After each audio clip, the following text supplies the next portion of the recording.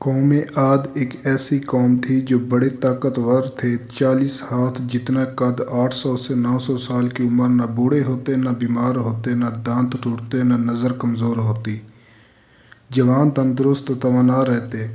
بس انہیں صرف موت آتی تھی اور کچھ نہیں ہوتا تھا، صرف موت آتی تھی۔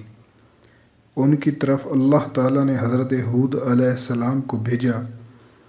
انہوں نے ایک اللہ کی دعوت دی، اللہ کی پکڑ سے ڈرایا، مگر وہ بولے اے ہود، ہمارے خداؤں نے تیری عقل خراب کر دی ہے، جا جا اپنے نفل پڑھ، ہمیں نہ ڈرا، ہم نہ ٹوک، تیرے کہنے پہ ہم اپنے باپ دادا کا چال چلن چھوڑ دیں؟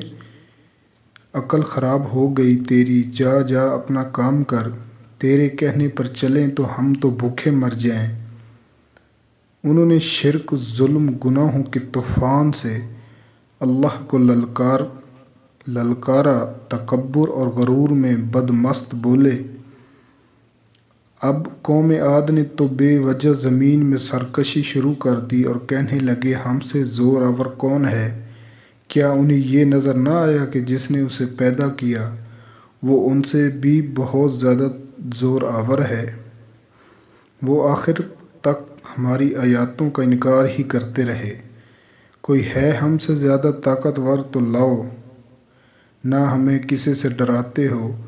اللہ نے قحط بھیجا، بھوک لگی، سارا غلہ کھا گئے، مال مویشی کھا گئے، حرام پر آ گئے، چوہے بلی کتے کھا گئے، سانپ کھا گئے، درخت گرا کر اس کے پتے کھا گئے، بھوک نہ مری، نہ بارش ہوئی، نہ قطرہ گرا، نہ غلہ اگا۔ پھر تنگ آ کر اپنے ایک وفد بیت اللہ بھیجا۔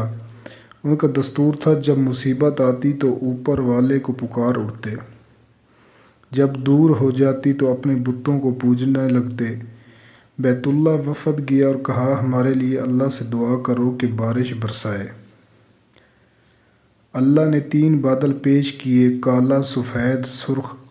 اللہ نے فرمایا ان میں سے ایک کا انتخاب کرو۔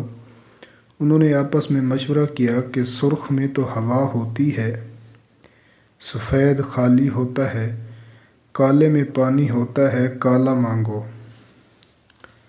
اللہ تعالیٰ نے کہا کہ واپس پہنچو۔ بادل بھیجا، وہ خوشی خوشی واپس آئے، سب لوگ ایک میدان میں جمع ہوئے۔ بادل آیا، وہ ناچنے لگے کہ اب بارش ہوگی، قحط مٹے گا، کھانے کو ملے گا۔ کیا پتہ تھا کہ وہ بارش نہیں، اللہ کا عذاب ہے جو تم ہود سے کہتے تھے کہ لے آ، جس سے ہم کو ڈراتا ہے۔ اس بادل میں ایسے تند و تیز ہوا تھی کہ جس نے ان کو اٹھا مارا اور ان کے گھر اڑا دیے۔ 60 ہاتھ کے قد اور لوگ تنکوں کی طرح اڑ رہے تھے۔ ہوا ان کے سروں کو ٹکراتی تھی، اتنی زور سے ٹکراتی کہ ان کے بھیجے نکل کر منہ پر لٹک گئے۔ بعض لوگ بھاگ کر غار میں گھس گئے کہ یہاں تو ہوا نہیں آ سکتی، مگر میرے رب کا حکم ہوا، ہوا غار میں بگولے کی طرح داخل ہوتی اور ان کو بحر اٹھا کر پھینک دیتی۔ اللہ نے فرمایا فل تری من بقیہ، کیا کوئی باقی بچا ہے؟ اللہ تعالیٰ نے ان کو بلاک کر کے دکھایا کہ جب تم اللہ کی اس کے رسول کی نافرمانی کرو گے، اللہ تم پر ایسی جگہ سے عذاب بھیجے گا جہاں سے گمان بھی نہ ہوگا۔ جو گناہ قوم عاد نے کیا، کیا وہ ہم نہیں کر رہے؟ کیا ہم اللہ کی حدوں کو پار نہیں کر گئے؟ کیا ہم نے اللہ کو اپنی نافرمانی سے نہیں للکارا ہوا ہے؟ توبہ کرو، اللہ سے ڈرو، قرآن پڑھو۔ جن گناہوں کو ہم معمولی سمجھتے ہیں، اللہ نے ان گناہوں پر پوری قوم زمین بوس کر دی ہیں۔ استغفر اللہ، اللہ معاف فرمائے۔